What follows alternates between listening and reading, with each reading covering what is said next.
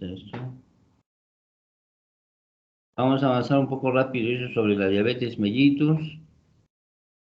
¿Ya?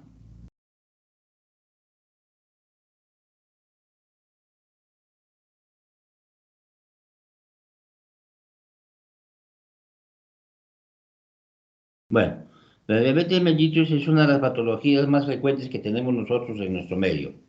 Entonces la definimos como una que es. ¿Qué viene a ser la diabetes mellitus? La diabetes mellitus es un síndrome metabólico, ¿ya? Que es caracterizado por el aumento de la concentración de glucosa plasmática. O sea, aumenta la glucosa en el plasma, disminuye y una disminución absoluta o relativa de la producción de insulina, ¿ya?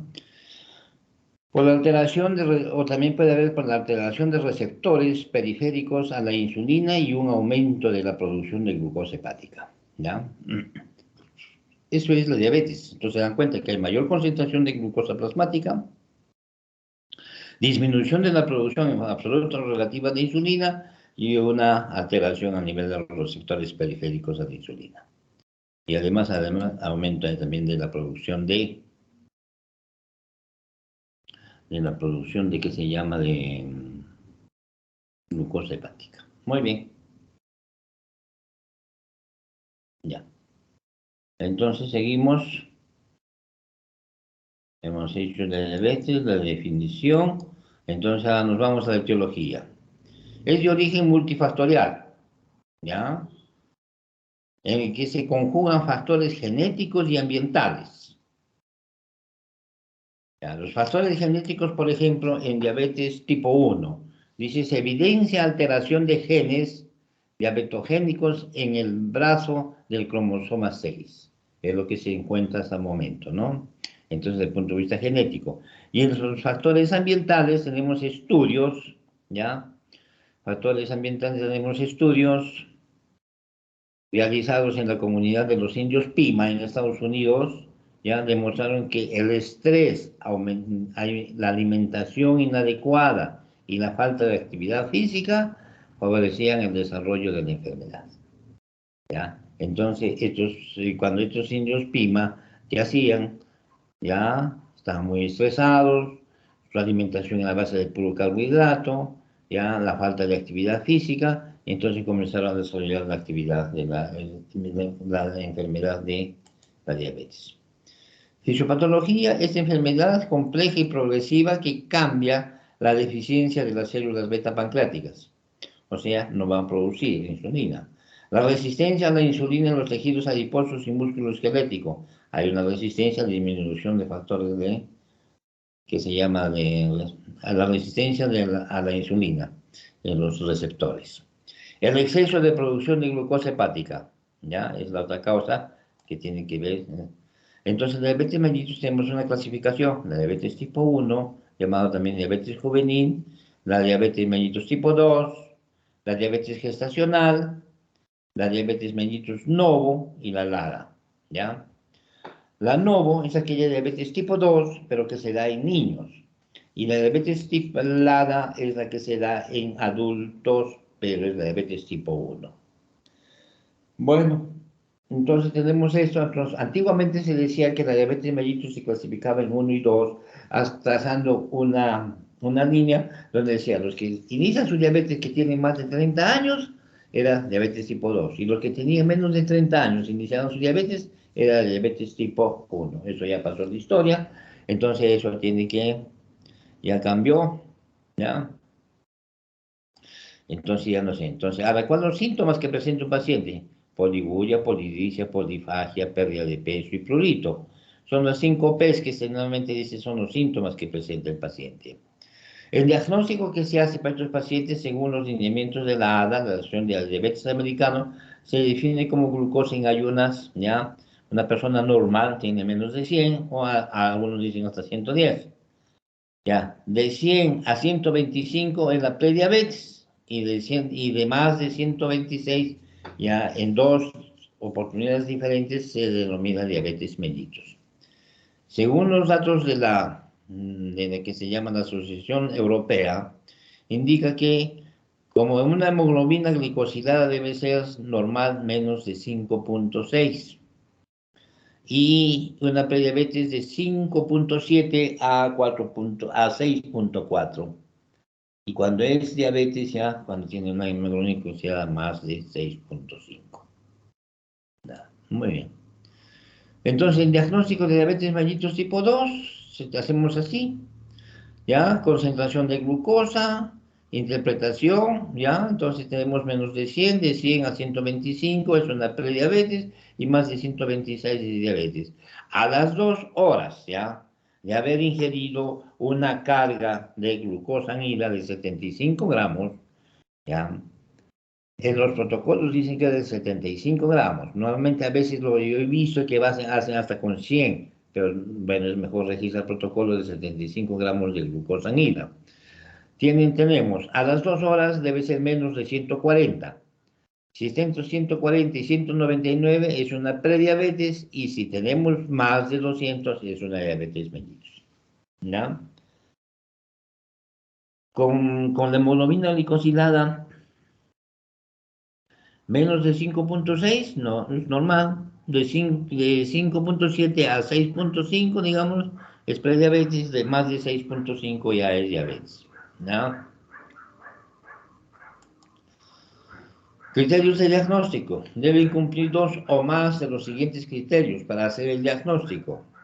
Síntomas de la diabetes: poliuria, polidricia, pérdida de peso no explicada.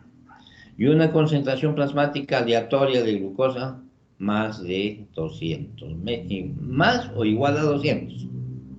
Una concentración plasmática en ayuno, la glucosa es más o igual a 126 en ayuno. Se define como la ingesta calórica nula en las últimas 8 horas. Por eso decimos para hacer un trabajo que se llama un análisis en que tiene como mínimo 8 horas de ayuno. La concentración de glucosa más igual a 200 a las 2 horas después de una prueba de provocación con glucosamina de 75 gramos durante una prueba oral de tolerancia a la glucosa. Y si tenemos una hemoglobina glicosilada, el A1C, es mayor o igual a 6.5. ¿Ya? Entonces, con esos parámetros hacemos el diagnóstico. Una vez que hemos llegado al diagnóstico de los pacientes, el objetivo del tratamiento va encaminado a reducir los niveles de glucosa plasmática, así como prevenir complicaciones agudas y crónicas. Estas complicaciones agudas y crónicas, agudas que puede ser como hiperosmolar, una cetosis diabética, macrovasculares y microvasculares, tenemos como la recomendación de dieta adecuada, actividad física y tratamiento farmacológico, debe tener un buen apego a la discusión farmacológica. Entonces, este tratamiento, como ustedes se darán cuenta, no solamente es llevado por el endocrinólogo, sino es un tratamiento multidisciplinario. Tiene que ver el endocrino, tiene que ver la nutricionista, tiene que ver el cirujano cardiovascular, tiene que ver que se llama el cardiólogo, ¿ya? Entonces, se dan cuenta que es multidisciplinario este tratamiento que se da a estos pacientes y el paciente debe tener un buen conocimiento de lo que es la diabetes. Muy bien. El tratamiento farmacológico, supongo que ya he dicho los otros días, miguamidas, bactioglitazonas, sulfonilurias, inhibidores de glucosa, de la glucosidasa alfa, agonistas de receptores, ¿ya? Del GLP-1, ¿ya? Su acción es aumentar la secreción, dice, de secreción de insulina estimulando por la glucosa, inhibición de la secreción de glucagón después de las comidas, ¿ya? Y hay más, inhibidores de la ADP4 hace que es más lenta la inactivación de las hormonas secretinas y los inhibidores de la GLP2 aumenta la secreción renal de glucosa. Y las insulinas es el reemplazo a la pérdida de producción de insulina no producida por las células beta pancreáticas. Entonces, teniendo eso, tenemos las complicaciones que han dicho agudas, como se coma hiperosmolada, cetosis diabética, y las crónicas tenemos la neuropatía diabética, retinopatía diabética, nefropatía, cardiopatía, angiopatía y pie diabético, ¿no? Sí o sí, estos pacientes, de todas maneras, si no se controlan o se controlan a medias, van a llegar a todas estas complicaciones crónicas, ¿no? Entonces ahora, una vez que han tenido el contexto ya de lo que es la diabetes, entonces acá conlleva al síndrome metabólico. ¿Qué es el síndrome metabólico? Es la combinación de hiperinsulinemia, o sea, mucha insulina, hipertensión, triglicéridos altos y colesterol de lipoproteínas de baja densidad, lo cual producen aterosclerosis en personas todavía sin diabetes u obesidad. ¿Qué es lo que nos quiere decir esto del síndrome metabólico? Dice, esta es una combinación de hiperinsulinemia. ¿Por qué hay hiperinsulinemia? Nos preguntamos nosotros eso, ¿no? Entonces, ¿qué pasa? Va a llegar un momento en que las células, se ha visto, se ha estudiado las células, que toda la célula en su pared celular ya, o en su membrana celular tiene unos receptores. Estos receptores son, ¿no?, como decir, los huequitos por donde entra la alimentación hacia la célula, por donde entra la glucosa, ¿ya? Entonces, ¿qué va a pasar? Estos receptores se tapan por alguna razón o disminuyen por alguna razón. Entonces no hay por donde entre la alimentación hacia la célula. Entonces la célula, ¿qué va a pasar? Se va a quejar al cerebro, va a decir, no tengo comida porque no está entrando pues la glucosa. Una vez que llegan los receptores periféricos a la insulina, estos receptores que hacen para una serie de actividades enzimáticas, hacen que los glucotransportadores que están dentro de la célula vayan a la superficie de la célula, agarren su molécula y la introduzcan para que la célula se consuma. Pero eso no se produce en estos pacientes, ¿ya? Entonces hay una disminución de eso. Entonces, por consiguiente, el cerebro analiza y dice, lo que está pasando debe ser que no hay insulina, ¿ya? Entonces, ordena al páncreas que se produzca más insulina.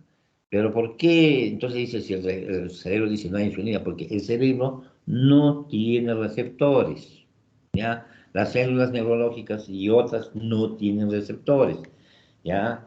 En cambio, entonces dice, es falta de eso. Entonces, ordena que se produzca mayor cantidad de insulina y el páncreas produce insulina. Por eso dice la hiperinsulinemia, ¿ya?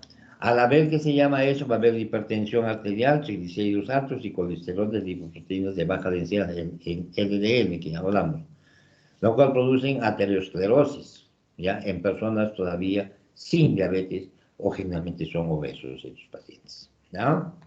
Bueno, entonces eso es lo que es el síndrome metabólico. Entonces es fácil ahora desgregar este síndrome metabólico con lo que hemos hablado de lo que es la diabetes.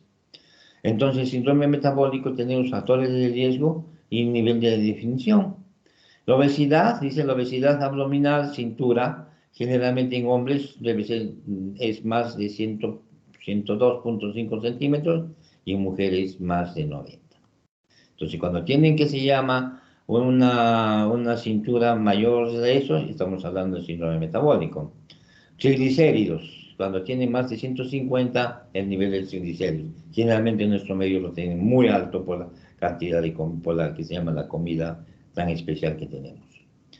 El HDL está disminuido a menos de 40 en hombres y menos de 50 en mujeres, porque el HDL viene a ser el colesterol bueno, es el que hace que no se produzca tanto la aterosclerosis, aterogénesis, ¿no?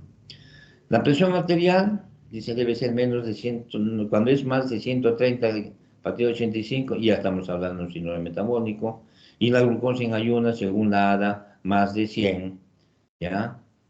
Eso es lo que, entonces, ahí, esos son los factores de riesgo, y pues, con los niveles que encontramos acá, entonces decimos que ese es un síndrome metabólico. Y ese síndrome metabólico tenemos que tratarlo también multidisciplinariamente, ¿ya? Tratamos multidisciplinariamente ese síndrome metabólico y por consiguiente tenemos que utilizar dieta, actividad física, antidipemiantes, utilizamos que se llama las biguamidas que mejoran, ¿ya? Que mejoran. Un ratito, por favor. ¿Aló? Sí, bueno, dígame.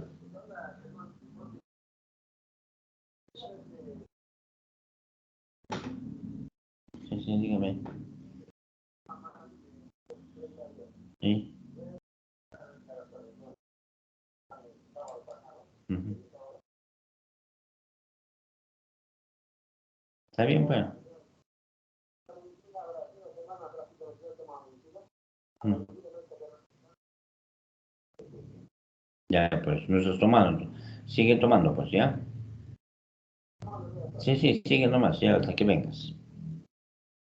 Ya, ya, listo, ya, sí, ya, también. Ya, entonces el tratamiento de esos pacientes hemos dicho es que tiene que ser de esa manera, ¿ya? Entonces, darles todo eso, más que todo actividad física y no comer muchos alimentos que tengan bastante carbohidrato. ¿Ya? ¿Ha entendido? Sí, Sí, doctor. doctor. Ya, se está viendo, ¿no? Ahora vamos a hacer el eje hipotalámico suprarrenal, ¿ya? ¿Están viendo las imágenes o no?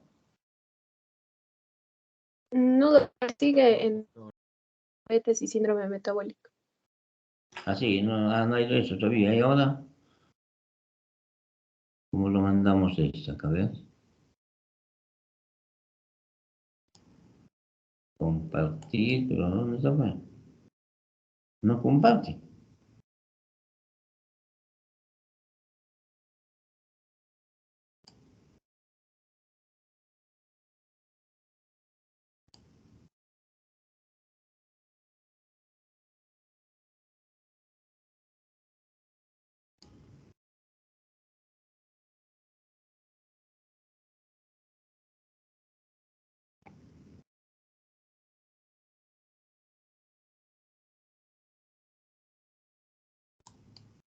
Ah, doctor. O sea, tiene que dejar de compartir y volver a compartir de nuevo las otras diapositivas.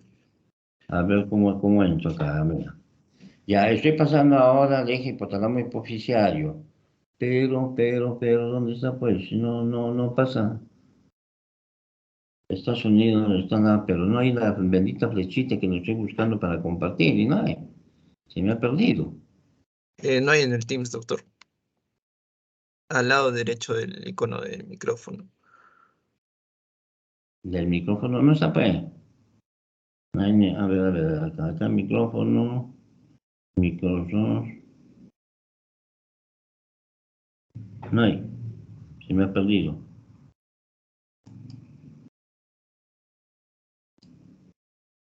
Ya, ¿qué vamos a ver?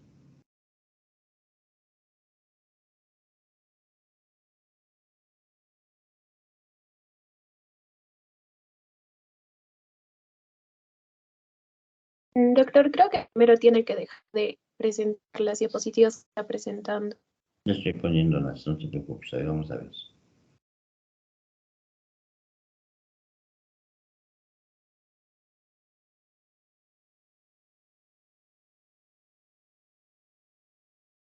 Ahora sí, doctor. Ya, ¿ves? Ya.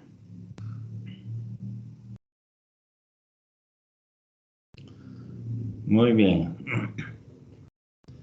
Entonces vamos a hablar del eje que se llama del eje hipotalámico hipoficiario, ya, suprarrenal.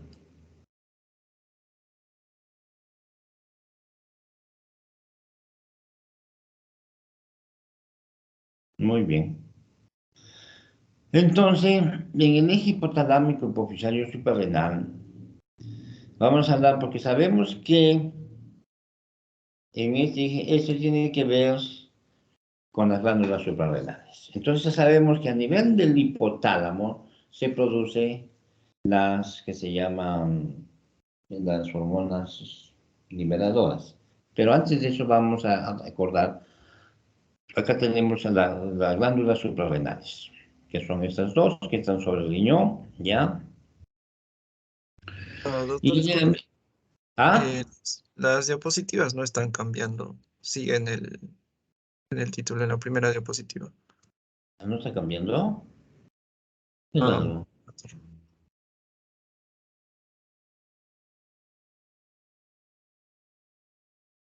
Ahora, No, doctor. Creo que usted está usando el PowerPoint. En este caso tendría que cambiarlo desde el Teams, creo. pero hicimos usar el PowerPoint al comienzo.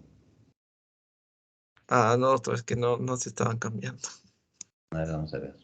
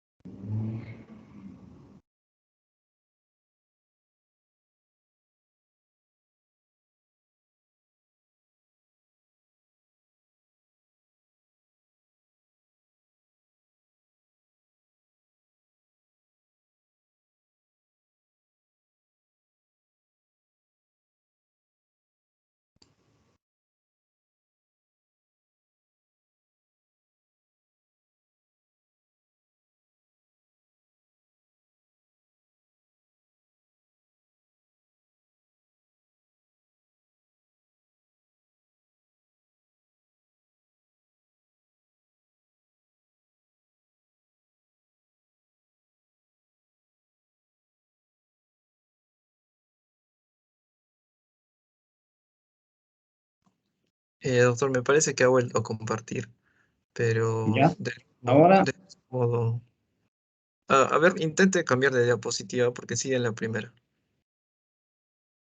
ahí, Ahí está, perfecto. vaya.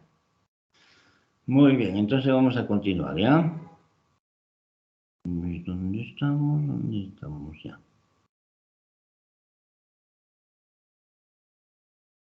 Ya, entonces les decía que acá vean ustedes las glándulas suprarrenales que están encima de, que se llama de los riñones. Entonces son dos glándulas pequeñas que realmente que se llama, van a producir pues, corticoides según, ya. Entonces acá, la corteza suprarrenal tiene tres capas. Tenemos la zona reticular, la zona fascicular y la zona glomerular, ¿ya? Cada cual de ellas va a producir las diferentes cantidades de hormonas, todo eso, ¿ya? Muy bien, sigamos entonces. Acá tenemos lo que les decía, el eje hipotalámico adenoma suprarrenal. O sea, acá a nivel de hipotálamo se produce la hormona liberadora. Esta hormona liberadora va a pasar a hipófisis, ¿ya? Pasa a hipófisis donde hay a la adenohipófisis. En la adenohipófisis hace que se salga por torrente sanguíneo la CTH y esta va a llegar a la glándula suprarrenal más que todo, ¿ya? Para que ordene la producción de corticoides. ¿De acuerdo? Ya. Entonces, de esa manera, entonces lo que se llamamos nosotros el sistema de feedback negativo, feedback, pues ya negativo, porque si tenemos mucho cortisol, entonces automáticamente los sensores de hipotálamo y de hipófisis sensan que hay mucho, automáticamente la hormona liberadora disminuye y por consiguiente la ACTH disminuye. Ahora, también tener en cuenta que esta hormona liberadora que está en el hipotálamo está regulado por factores de estrés, por diferentes factores está regulada también, eso se modifica. Ahora también dije que se llama el ciclo circadiano, también tiene que ver mucho con esto, ¿no? Muy bien.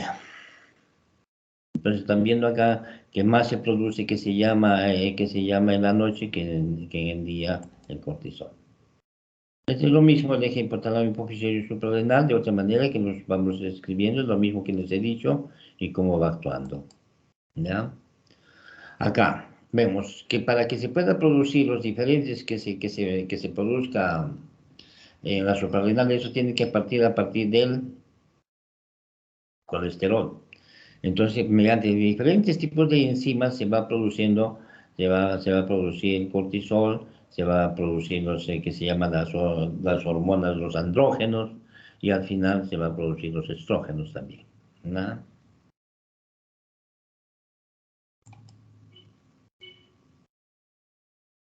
Sigamos.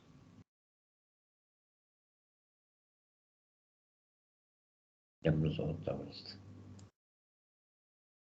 ¿Se ve? ¿Se está viendo?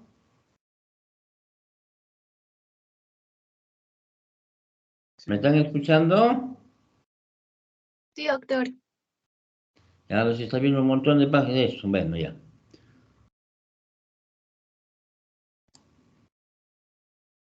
Bueno.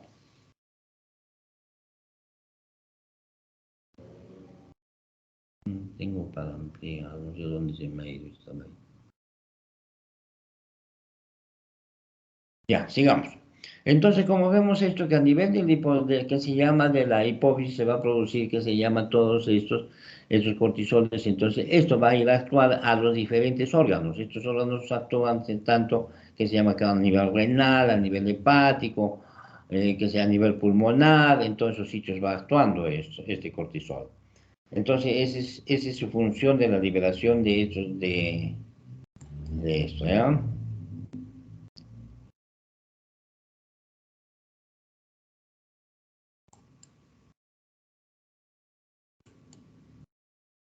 Ya, entonces sigamos acá. La función de los esteroides, ¿ya? De la función de los esteroides suprarrenales. Entonces tienen diferentes funciones estos esteroides, tienen que ver con la cuestión de vasoconstricción, tiene que ver con la cuestión de lípidos, tiene que ver con la construcción de los que se llaman los que es glucosa, todo tiene que ver con los procesos inflamatorios, todo eso tiene que ver, ¿ya?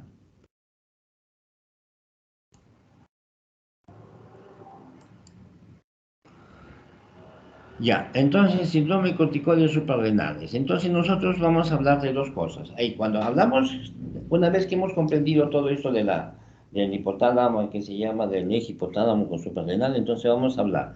Cuando nosotros hablamos endocrino, cuando hay alteraciones de estas enfermedades, como este caso de las suprarrenales, vamos a hablar del síndrome de Cushing, por un lado, cuando hay hipercortisolismo, y por el otro lado, cuando hay hipocortisolismo. Ya, cuando hablamos del síndrome de Cushing, este síndrome de Cushing tiene que ver mucho por la excesiva producción de cortisol, ¿ya? El paciente hay una clasificación. Nosotros hablamos del síndrome de Cushing que se llama endógeno y exógeno. Cuando hablamos del exógeno es aquellos pacientes que por alguna enfermedad tienen que recibir corticoides a altas dosis y por largo tiempo. Y entonces eso va a producirnos el síndrome de Cushing, ¿ya? Entonces, eso de altas dosis y por largo tiempo pueden ser pacientes que tengan procesos respiratorios, tipo asma, pacientes que tengan procesos articulares, ¿ya? Que se llaman tienen alteración de las articulaciones, las artrosis, pacientes que puedan tener alteraciones de piel, ¿ya? Pacientes que puedan tener un proceso neoplásico y tienen que utilizar altas dosis de corticoides. Entonces, por ese motivo que estos pacientes pueden tener un síndrome de Cushing exógeno. Y cuando hablamos del síndrome de Cushing endógeno, es aquel que se produce dentro del organismo el cortisol. Esto clasificamos del síndrome de Cushing endógeno, tenemos los que son dependientes de ACTH y los que no son dependientes de ACTH, ¿ya? Muy bien, entre los dependientes de ACTH son aquellos tumores que se producen a nivel de hipófisis, que producen ACTH, o tumores que no están en hipófisis, que son ectópicos, productores de ACTH, y tumores que no son productores de ACTH, que se encuentran generalmente a nivel de suprarrenales. ¿Ya? Entonces, cuando hablamos de eso, cuando hablamos que tenemos un tumor a nivel hipofisiario, este tumor a nivel hipofisiario va a producir ACTH. Y al producir ACTH va a aumentar que se produzcan los niveles de cortisol que se producen en las suprarrenales. ¿Ya? Cuando tenemos este tumor en el centro, en la hipófisis, le llamamos a eso enfermedad de Cushing. Si nosotros tenemos ya el síndrome de Cushing es el resto. Son tumores ectópicos productores de CTH. Generalmente esos tumores ectópicos productores de CTH se encuentran a nivel de páncreas, pulmón o tiroides generalmente, pero más es en pulmón. ¿Ya? Son tumores pequeños que producen ACTH, entonces liberan ACTH, entonces por consiguiente las glándulas suprarrenales reciben la orden y esa orden hace que que se llama que el paciente continúe, que se llama, produciendo, que se llama mayor cantidad de cortisol, ¿ya? Bueno, entonces como tenemos eso, y aquellos tumores que no son dependientes de CTH son tumores que están generalmente en suprarrenales produciendo más niveles de cortisol, ¿ya? A eso, todo eso se le llama el síndrome de Cushing. Y enfermedad de Cushing, al que también tiene el adenoma que se llama a nivel de hipófisis. Muy bien. Entonces, una vez que nosotros tenemos eso, esa clasificación, ¿ya? Entonces acá dice, dependiente de la acción de los glucocorticoides, efectos, que se llama biológicos en situaciones de hipocorticismo, o sea, de Cushing, ¿ya? Acá, dependientes de la acción de los corticoides, lo que les estoy hablando. Muy bien. Entonces, ese es el síndrome de Cushing. Entonces, ¿qué síntomas presenta este síndrome de Cushing? Estos pacientes generalmente son pacientes que tienen una obesidad, ¿ya? Centrípeta, o sea, tienen gordo el tórax y el abdomen, tanto y miembros superiores e inferiores están disminuidos de tamaño. Muy bien. O mejor dicho, no de tamaño, sino de volumen, ¿ya? Entonces, son pacientes que tienen la cara en luna llena, son pacientes que tienen, que se llama la cara medio rojiza, presentar acné, hirsutismo, alteraciones menstruales, y en el paciente hay varón impotencia. Entonces, el síndrome de Cushing se presenta más en mujeres que en varones, pero es una patología que no es muy frecuente, felizmente. Entonces, estos pacientes que fuera que tienen unas estrías de color violácea, son estrías estos pacientes pueden tener hipertensión arterial, pueden tener diabetes, estos pacientes, ¿ya? Entonces, todas esas síntomas y también alteraciones psicológicas, ¿no? Por su estado de que tú te ves que te haces delgado y con el transcurso del tiempo te comiences a engordar y que te vaya saliendo bigotes, te vaya saliendo acné y te vaya creciendo una jorobita como la de bisonte. Entonces, todo eso, ya, entonces acá está lo que hemos hablado de etiología, todo eso, ¿ya? Entonces, lo que pasa, entonces, acá lo que viene a un paciente con síndrome de Cushing cuando hay una alteración a nivel de las glándulas suprarrenales. Bueno, entonces todo eso va pasando ¿y nosotros qué vamos a hacer? Vamos a pedir. Entonces, suponemos que este es un paciente que tiene una enfermedad, un síndrome de Cushing por todos los síntomas que se han visto. Entonces, vamos a pedir un cortisol urinario 24 horas, un cortisol hemático a las 8 de la mañana y 4 de la tarde, ACTH a las 4 de la mañana y 4 de la tarde. Vamos a pedir que se llame electrolitos, sodio, potasio. Vamos a pedir que se llama glucosa. Vamos a pedir un hemograma. Vamos a pedir que se llama, en otros pacientes, generalmente puede haber alteración a nivel de que se llama vamos a pedir, en el hemograma que se va a pedir, vamos a encontrar que están disminuidos los eosinófilos. Vamos a pacientes que tienen fragilidad capilar. Entonces pedimos todo eso. Eso en la cuestión de estudios de sangre. En la cuestión de estudios de imágenes vamos a pedir una resonancia magnética de hipófisis, ¿ya? Tratando de encontrar un adenoma hipofisiario, porque la resonancia magnética tiene resoluciones de tumores menos de 5 milímetros, ¿ya? Entonces vamos a pedir una tomografía que se llama de suprarrenales, para ver cómo está. Estas se supone que pueden estar disminuidas, o sea, hay una tumoración a nivel de suprarrenal. O están muy aumentadas, depende. Entonces vamos a pedir todo eso en estos pacientes para poder nosotros hacer el diagnóstico. Ahora, si es que sale una tumoración a nivel hipofisiaria, esta tumoración a nivel hipofisiaria va a hacer que se produzca, o que tenemos en la enfermedad de Cushing. Entonces, si tenemos el tumor que está a nivel de hipófisis, entonces por consiguiente ya tenemos el diagnóstico que es una enfermedad de Cushing.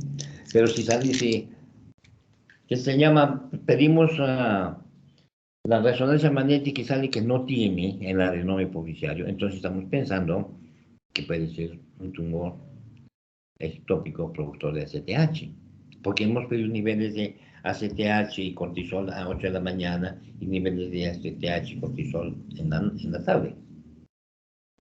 Estamos pidiendo cortisol 24 horas, se supone que esté elevado ese nivel de cortisol en orina.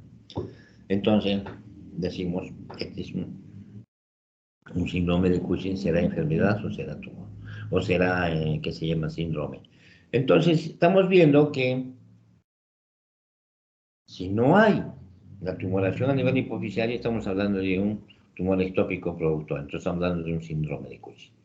Hacemos la tomografía de suprarrenales y vemos que no hay tumoración en suprarrenal. Entonces estamos hablando de un tumor ectópico productor de ACTH. Ese tumor ectópico productor de ACTH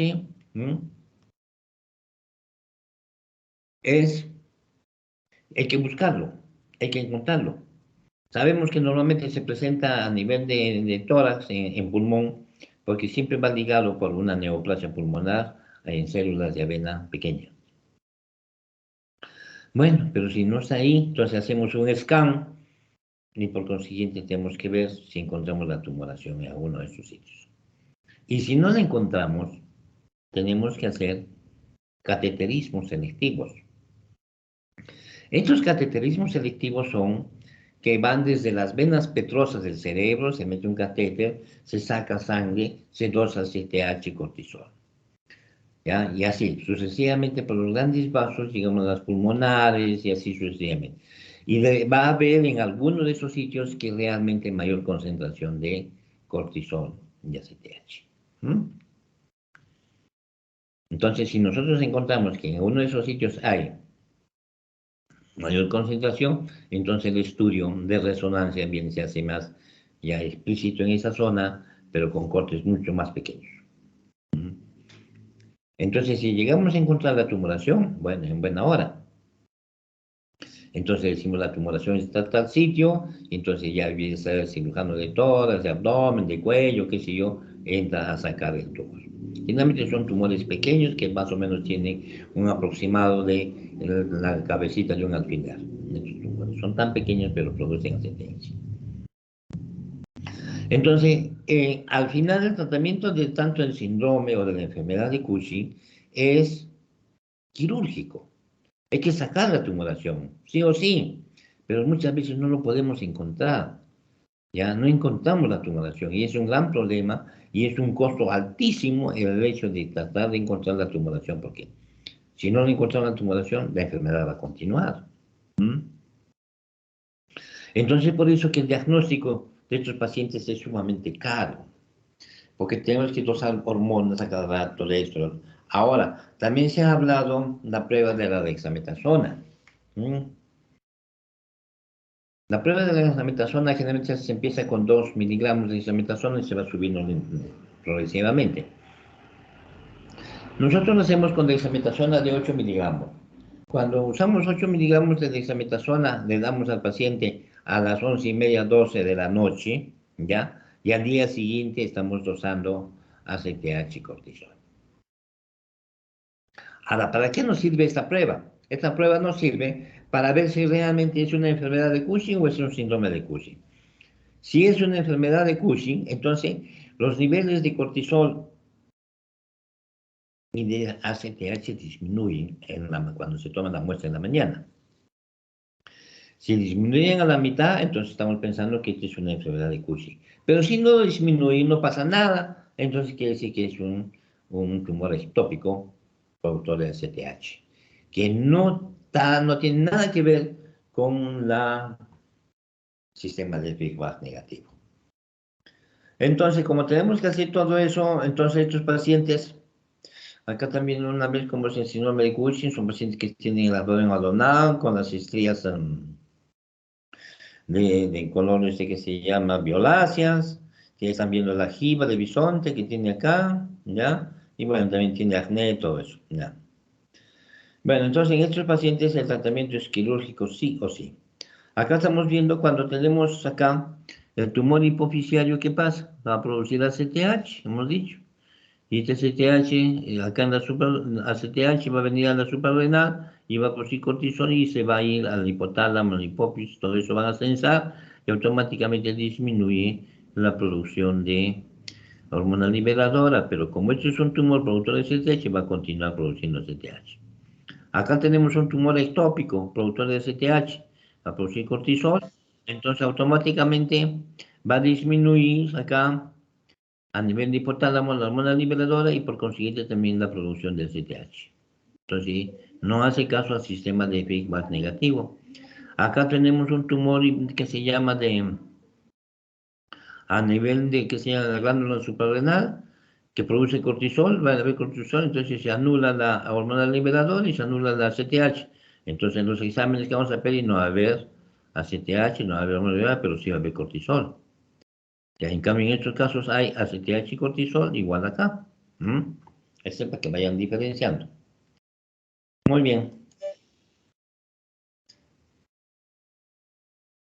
Ya, el síndrome de secreción ectópica de ACTH, estamos hablando del tumor ectópico, ya que les he explicado.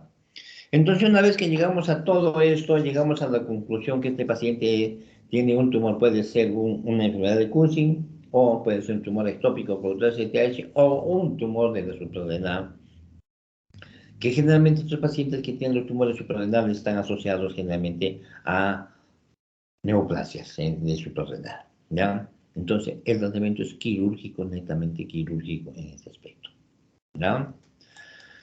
Entonces, ves, acá tienen también los síntomas que les he hablado ya, motivo de la consulta que tienen sus pacientes, todo eso, ¿ya? Hipertensión, diabetes, todo lo que les he hablado, y se dan cuenta que tienen el abdomen y el tórax engrosado y miren los miembros superiores están disminuidos. Y la luna, la cara en luna llena, ¿ya? Igual acá es lo mismo, las manifestaciones clínicas que tiene el paciente, dolores articulares que tienen estos pacientes, por la excesiva que se llama producción de cortisol. Muy bien. Entonces, nosotros nos preguntamos entonces en estos pacientes, ¿por qué sube? ¿Por qué tienen hipertensión arterial? ¿Por qué estos pacientes tienen acné? ¿Por qué tienen insultismo? ¿Por qué tienen diabetes? La excesiva cantidad de cortisol hace que se produzca mayor cantidad de glucosa hepática, por un lado. Después, la mayor cantidad de cortisol hace que modifiquen la concentración de sodio, hace que haya más sodio y este atrapa más líquido y por consiguiente habría hipertensión arterial. Ahora, el acné y el hirsutismo, esta se produce generalmente porque a nivel del tejido graso, tejido adiposo, tenemos unas enzimas, ¿ya? Unas enzimas que generalmente ya son las... ¿qué se llama esta enzima? Bueno, son unas enzimas, ¿ya? Que los andrógenos que producen generalmente las suprarrenales, todo eso, las convierten en estrógenos, ¿ya? Pero en este caso son las enzimas aromatasas.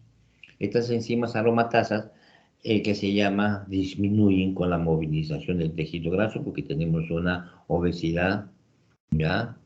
Centrípeta. Entonces, al moverse en la grasa, entonces disminuyen las enzimas. Y estas enzimas hacen que va a haber mayor concentración de andrógenos y va a disminuir los estrógenos. Y por haber mayor concentración de andrógenos tenemos el hirsutismo y tenemos el acné en estos pacientes. Una vez que se saque esa tumoración, entonces automáticamente nosotros vamos a ver, acá tienen como un paciente le agarran o lo apretan y se vuelve, tiene una fragilidad capilar. Bueno, acá el examen de piel, bueno, la obesidad, como están viendo, huesos y articulaciones son dolorosos. Acá tiene un niño que recién nació, ya, acá tenemos, miren esa cara voluminosa, todo eso. Acá tenemos la cara rojiza, que ya les he dicho. Ya, entonces, en aspectos hematológicos, inmunológicos, está disminuido en estos aspectos pacientes. Datos laboratoriales, que también hemos hablado, que les he dicho. El diagnóstico de síndromes, que es el síndrome de Cushing, otro es la enfermedad de Cushing, esto, ¿ya? Diagnóstico diferencial, podemos encontrar que se llama diferencialmente, hay pacientes que tienen síndrome de Cushing alcohólico, ¿ya? Bueno, entonces, una vez que hemos terminado con eso, el tratamiento es quirúrgico, entonces estos pacientes, una vez que nos han operado, regresionan totalmente a su aspecto anterior.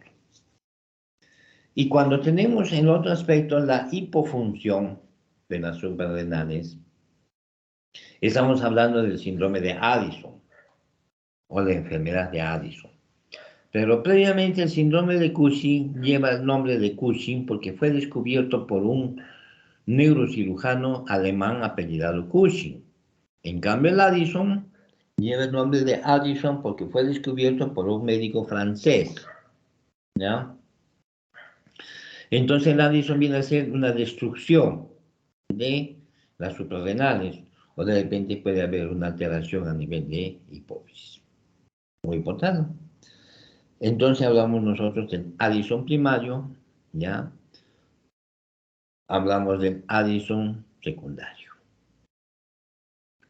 El Addison viene a ser una enfermedad crónica que produce menor cantidad de corticoides, de glucocorticoides.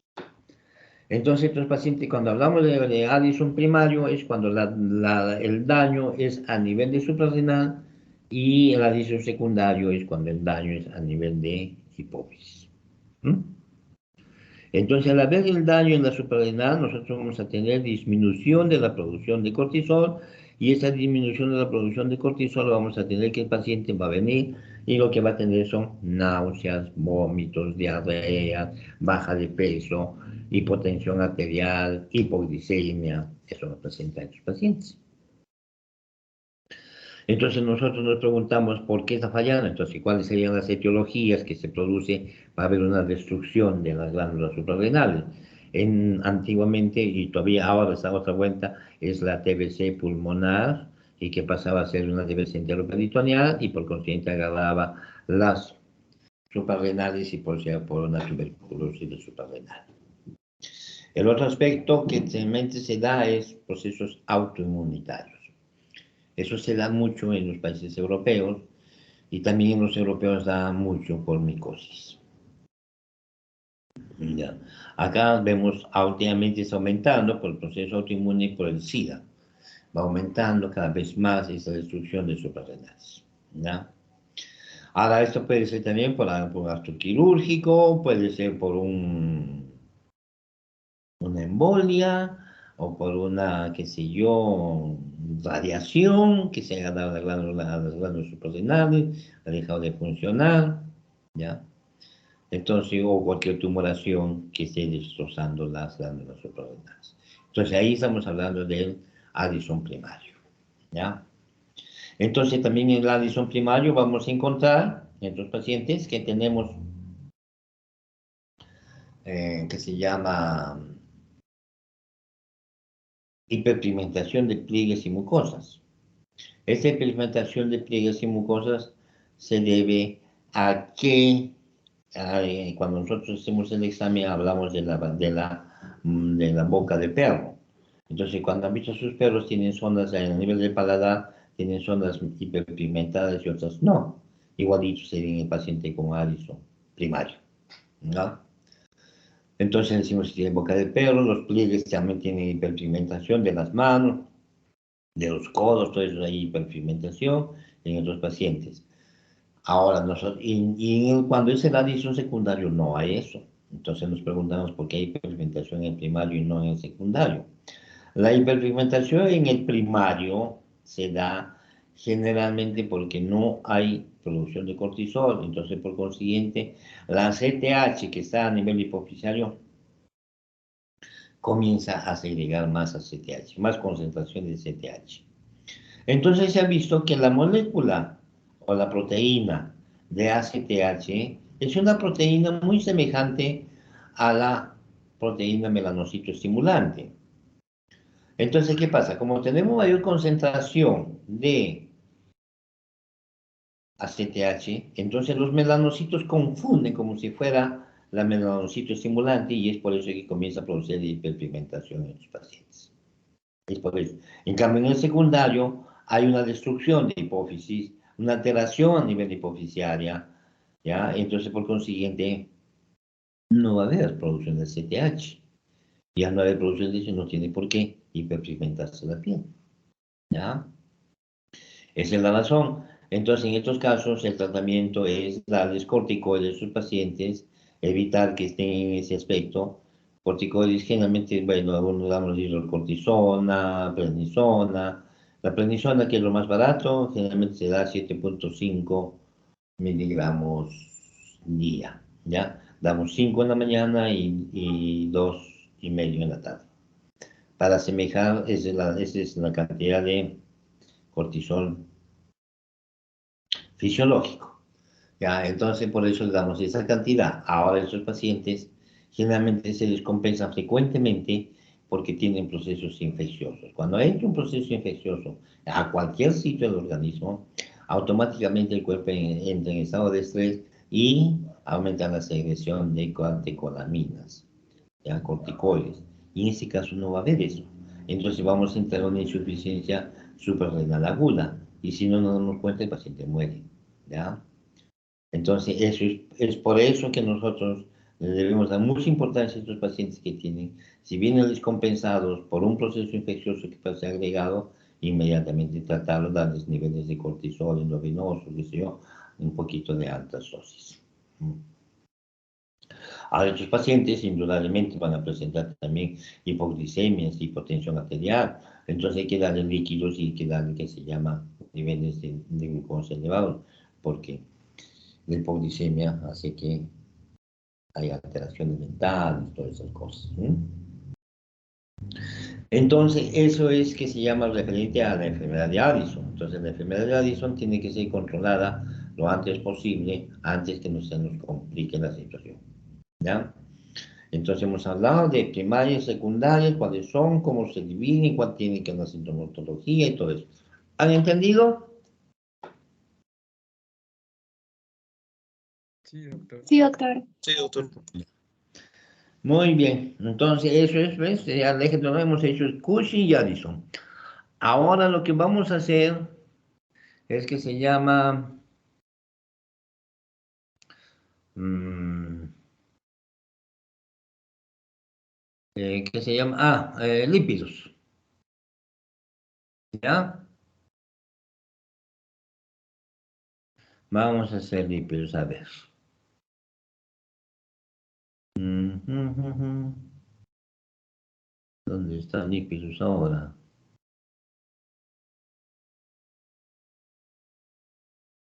Acá está.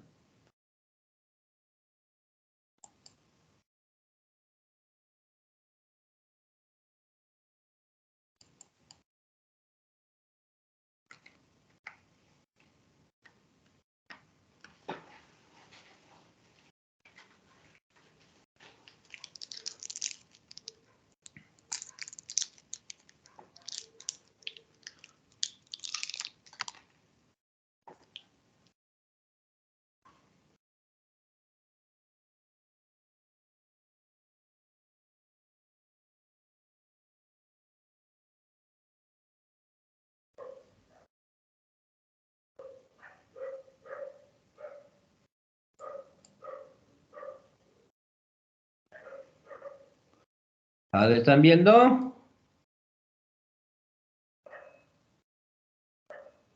Ah, no, doctor, sí, en la anterior diapositiva. Sí, el anterior, paso. ¿Dónde está ahora?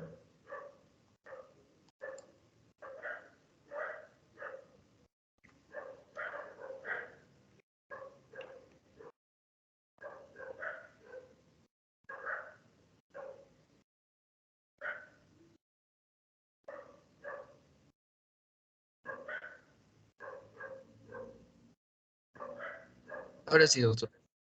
Ahora sí, no. Muy bien, entonces vamos a hablar sobre lípidos, ¿no? Lípidos, metabolismo de los lípidos. Es un poquito tedioso esta clase, pero bueno, tenemos que hacerlo. ¿Qué son los lípidos? ¿Mm?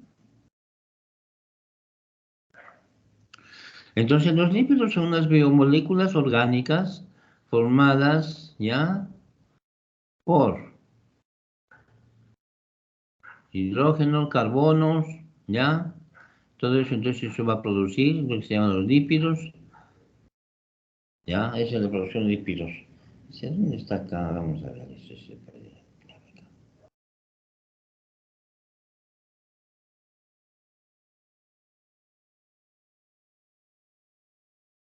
¿Ahora están viendo?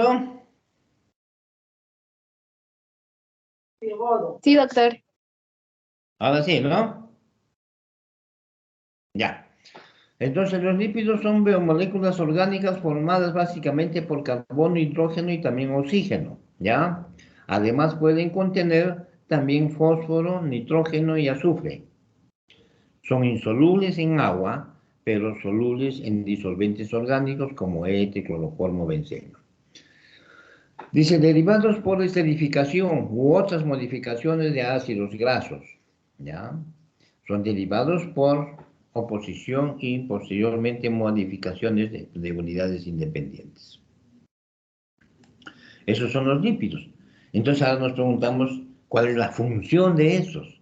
Esta función tiene una función energética, una función estructural, una informativa y apoyo de biocatalizadores, función transportadora y aporta ácidos grasos esenciales. Ya, entonces, energética, combustibles de alto valor calórico y de uso diferido, solo admiten degradaciones anaeróbicas en la respiración. Aeróbicas en la respiración. Estructural forman las membranas plasmáticas de todos los tipos de seres vivos, recubren órganos y dan consistencia protectora y mecánica a estos órganos. Informática, dice informativa y apoyo a biocatalizadores, señales químicas como esteroides, prostaglandinas, retinoides, leucotrienos, calciferoles, vitaminas liposolubles. Función transportadora, lípidos y ácidos biliares, ¿ya? Lipoproteínas y ácidos biliares. Y dice, aportan ácidos grasos esenciales, el lenoico y el linolenoico. ¿Ya? Entonces vamos a hablar de las lipoproteínas. Las lipoproteínas es un complejo de alto peso molecular, ¿ya? De alto peso molecular, en su mayoría esféricos, que transportan lípidos a través de los líquidos del organismo, ¿ya? Hacia los tejidos y desde los mismos. Entonces van, llevan y traen, ¿ya? Entonces dice, esa es la lipoproteína, ¿ya? Entonces, son complejos de alto peso molecular, son proteínas, en su mayoría esféricas, que transportan lípidos, por eso se llaman lipoproteínas, ¿ya? Listo. Ahora nos hablamos de los kilomicrones. Los kilomicrones compuestos fundamentalmente por triglicéridos, ¿ya? Los kilomicrones tienen mucho triglicérido, contienen colesterol y fosfolípidos en pequeñas proporciones, más tienen triglicéridos los kilomicrones. Se originan tras la digestión y absorción de las grasas. Entonces, cuando uno come grasas o come la comida, entonces se va a crear bastantes kilomicrones que esos van a transportar la absorción de la absorción de la grasa que hay, ya más que todo en triglicéridos y en colesterol. Las lipoproteínas de muy baja densidad, ya, LDL, contienen concentraciones elevadas de triglicéridos y moderadas de colesterol y fosfolípidos, ¿ya? También son las proteínas de muy baja densidad, tienen mayor concentración de triglicéridos. El origen es fundamentalmente endógeno, lo que comemos, ¿ya? Asegurando su transporte desde el hígado hacia los tejidos más periféricos. Las lipoproteínas de densidad intermedia, ¿ya? Son lipoproteínas que se han extraído en gran parte de los triglicéridos, de forma que las concentraciones de colesterol y fosfolípidos están aumentadas. Tenemos las lipoproteínas de baja densidad, ¿ya? Son LDL, Ya son lipoproteínas en las que se han extraído todos los triglicéridos, ya no hay triglicéridos ahí, dejando una concentración elevada de colesterol y fosfolípidos. Las lipoproteínas de alta densidad, ya, contienen una alta proporción de proteínas y menos concentración de colesterol y fosfolípidos. Depuran parcialmente el colesterol de los lípidos periféricos transportándolos al hígado para su eliminación. ¿Ya? Muy bien, acá tenemos una tabla de clasificación de las lipoproteínas, ¿ya? Según su densidad y contenido lipídico. Estas lipoproteínas tenemos los kilomicrones de muy alta densidad, todo eso acá, que van viendo que su concentración que tiene en triglicéridos, como vemos nosotros que vaya casi abajo ya no hay nada, la concentración de colesterol y las APOs. Las APO A, APO B son las apolipoproteínas, ¿ya? Es un cuadrito para que tengan conocimiento de todas las APOs que hay.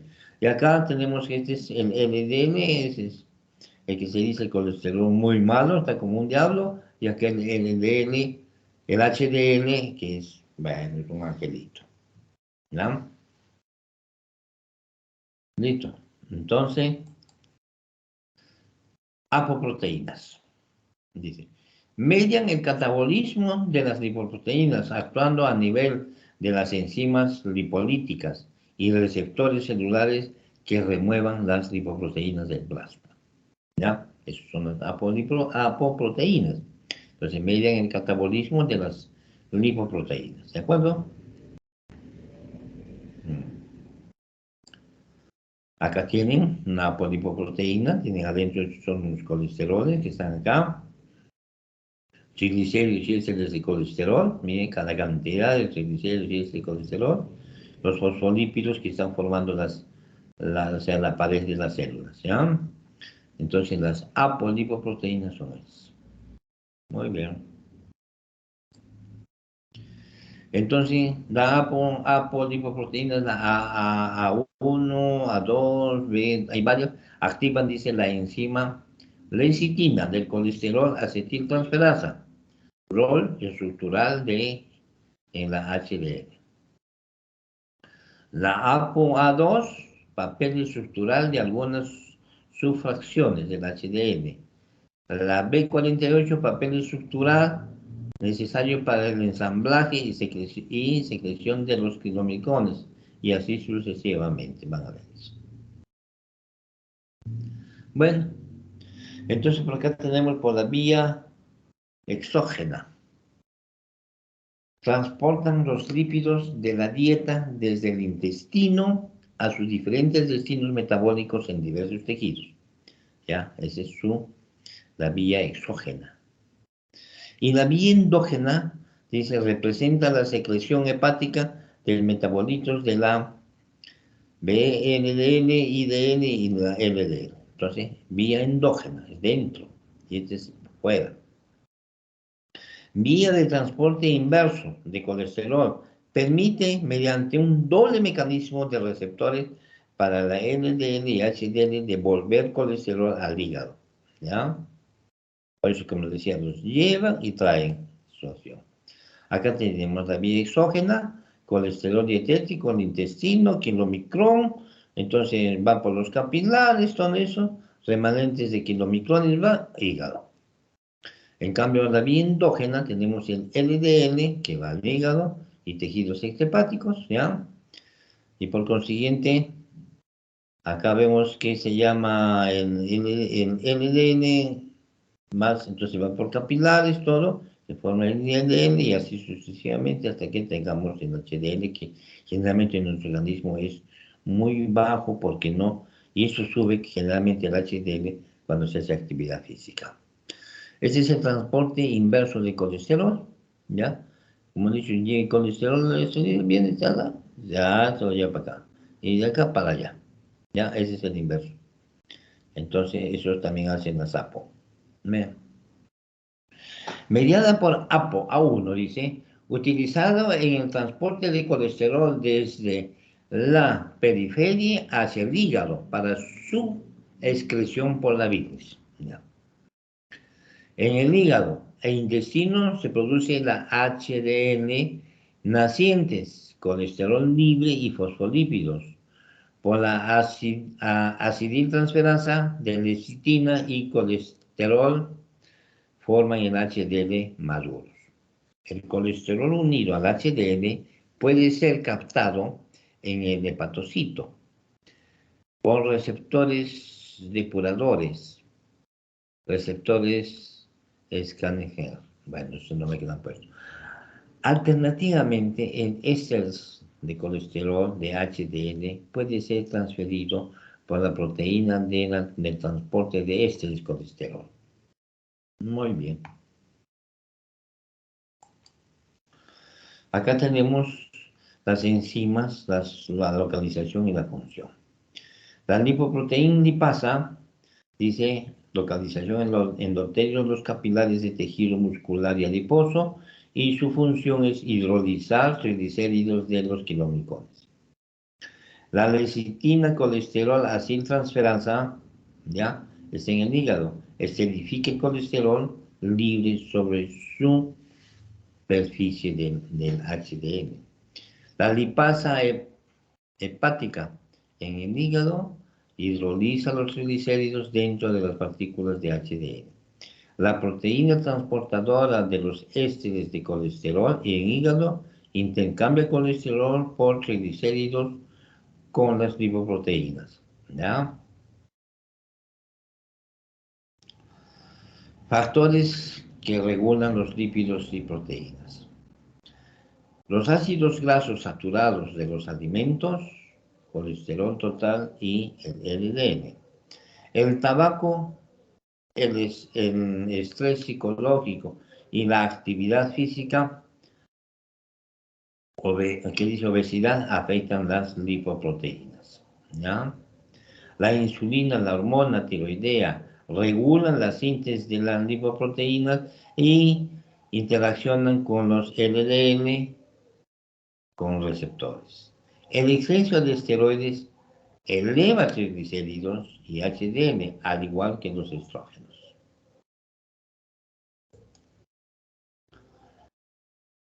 La variabilidad de respuesta observada en los lípidos y lipoproteínas estarían determinadas genéticamente. Las variabilidades genéticas más estudiadas están en los genes de tipo ApoE, ApoB. Hay muchas variantes asociadas con genes que codifican distintos receptores y enzimas,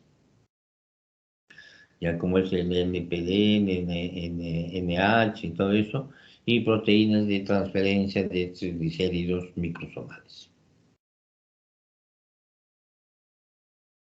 Entonces, de todo eso que hemos hablado, alteraciones del transporte, alteraciones de las lipasas, de las lipoproteínas, todo eso, entonces nos va a producir la enfermedad de la aterosclerosis. Entonces, sin duda, la epidemia de nuestros días, que siempre se habla mucho de eso, en la actualidad se define como la respuesta celular inflamatoria. ¿Ya? Es una respuesta celular inflamatoria, ya linfoproliferativa a la lesión de la pared arterial.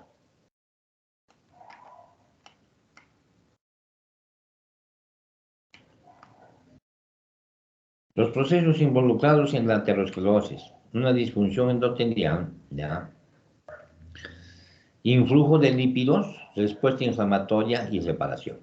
Entonces hay una disfunción endotelial, entonces alteración de óxido nítrico, todo eso, y un flujo de lípidos, que están los lípidos ahí, que se van a introducir, y esto produce un proceso inflamatorio. A la vez ese proceso inflamatorio viene automáticamente la reparación, ¿ya? Para que se repare todo ese proceso inflamatorio que ha habido daño.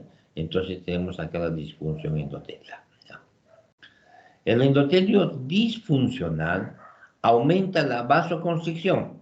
Ya, entonces hay vasoconstricción. Producto de la agresión de los factores de riesgo crónicamente presentes y que lesionan la pared arterial. Entonces, si es la pared arterial, esto lo van a lesionar. ¿Ya? Eso se va a lesionar por la que se llama, por la disfunción del endotelio. Hay una disfunción de esto porque Hay una vasoconstricción producto de la agresión de estos que están acá. ¿Ya? Muy bien. Entonces, influjo de lípidos, entonces después de eso viene la oxidación, ¿ya? Entonces, pérdida del poder de barrera de semiselectiva y sumado a la agresión crónica de los factores de riesgo, se produce, que entonces ¿ve? Se va produciendo y se va introduciendo. El influjo del LDL ya hacia la íntima arterial, esta es la íntima arterial, con el depósito de los mismos a ese nivel de la pared arterial. Se va depositando, ¿ya?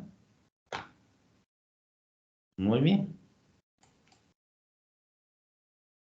Entonces, como esto ha producido acá, en la que se llama la íntima, va produciendo un proceso inflamatorio. Dice, la lesión y reclutamiento de leucocitos circulantes. Entonces, acá están los leucocitos. Bien, ¿ya? Circulantes. Los monocitos circulantes pasan a macrófagos, se vuelven macrófagos, ¿ya? En la íntima arterial. La íntima arterial, ¿ya? Los macrófagos fagocitan, se los comen a esos. Fagocitan los lípidos del endotelio y adquieren el aspecto de células espumosas, como la ven acá, una célula espumosa, ¿ya? Y viene a ser la apoptosis, o sea, la muerte de ese macrófago, ¿ya? Entonces, una vez que pasa eso, entonces viene la reparación. En las células espumosas ocurre la oxidación del LDL provocando intensa inflamación, ¿ya? Y eso hace que síntesis de colágeno y migración de células de músculo liso y de capa media de la pared. Entonces estos hombres van yendo, estos son los músculos lisos que van a, como se dice, atraparlos a todos estos que han hecho eso, de la pared vascular en forma de una capa fibrosa. Activación del sistema inmune, linfocitos T, formación de la placa ateromatosa. Entonces, el hecho de que esto los encapsulen ahí, viene a formarse el ateroma. ¿Ya? Entonces, placas de ateroma tenemos acá el núcleo lipídico, colesterol y células espumosas, ¿ya? Sería el núcleo lipídico. Y la membrana fibrosa, células de músculo, liso y colágeno. Esta es la membrana fibrosa. ¿Ya? Dislipidemia aterogénica. Alteración lipídica, lipoproteína asociada a un riesgo cardiovascular elevado y caracterizado por la asociación de HDL bajo, triglicéridos elevados, alta proporción de partículas de LDL, pequeña y densa, ¿ya? Este riesgo cardiovascular está presente incluso en individuos con LDL normal, ¿ya?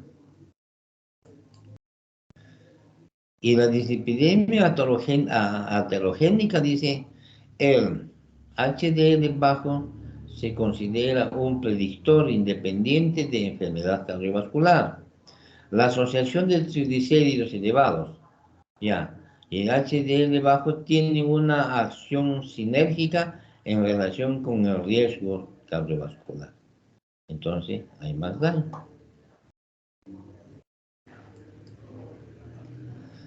Lipoproteína A, factor de riesgo vascular emergente, ya descubierta por el doctor Karen, dice, constituida por una asociación entre una partícula de LDL y una proteína denominada ApoA, a través de una unión con un puente disulfuro entre la ApoA y la ApoB, 100 de la LDL, sintetizada en el hígado, testículo y cerebro, ¿no? Y acá tenemos la lipoproteína A, un factor de riesgo vascular emergente. Inhibe la fibrinólisis, dice.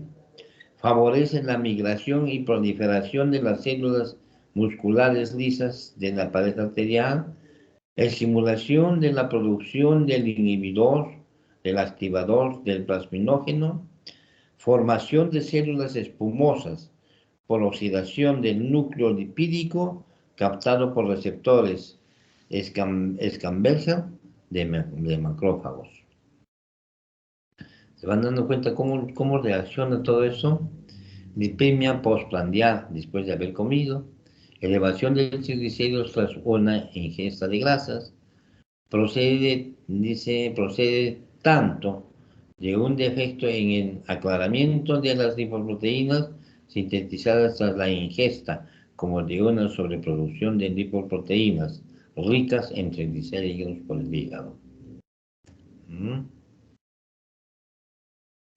Lipemia postprandial, la elevación de las lipoproteínas ricas en triglicéridos, ¿ya?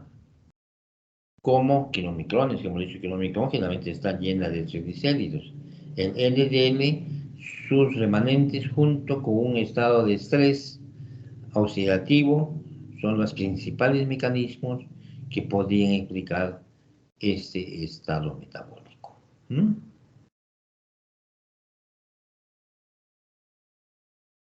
Lipemia postprandial. Los elevados valores de triglicéridos postprandiales estarían relacionados con enfermedad coronaria y o arterial en sujetos diabéticos y no diabéticos, ¿ya? Como ven aquí está el depósito, ¿se dan cuenta? Y esta luz que hay de la arteria se va engrosando, y por consiguiente al final va a haber los infartos cardíacos, infartos cerebrales, todo eso, porque no va a pasar mucha cantidad de sangre por ahí. Marcado, dice, incremento del estrés oxidativo, los exámenes, ahí, y el deterioro de la función endotelial, de efectos que son mayores en pacientes con diabetes tipo 2. ¿Ya?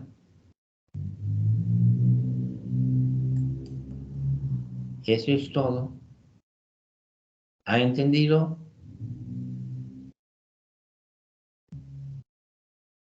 ¿Me están escuchando o se han dormido? Sí, doctor. Y sí, Sí, sí. doctor. Ya hemos acabado, ¿ves? Todo lo que está sin agua. Hemos hablado sobre el síndrome metabólico, hemos hablado sobre un poco de diabetes, hemos hablado sobre Cushing, Addison y estamos hablando ahora sobre lípidos. Bueno, muchachos, ya hemos terminado las clases teóricas. ¿Cuándo van a dar el examen? Aún falta, doctor, un par de semanas. Ya, para Sí, poder está hacer las programado preguntas para el después. 4. Ya, listo. Entonces, bueno, espero que hayan entendido, porque hay cosas que son medias confusas, que no se entienden a veces, pero bueno, hay que leerlo con más tranquilidad. Ahora, ¿ustedes tienen las diapositivas o no? Sí, doctor. Son las mismas que el anterior módulo, me parece. Sí, las mismas, ya. Ya, pues entonces de ahí estudien, de ahí nomás les voy a tomar, claro, con ciertas cositas, ¿no? Alguna variacióncita, pero todo lo que he hablado, de ahí voy a tomar, ¿ya? Sí, doctor. Listo, muchachos, descansen o estudien si que tienen que estudiar. Hasta la próxima entonces, ¿ya? Hasta luego, doctor. Gracias. Gracias, Ya, doctor. Hasta luego. chao.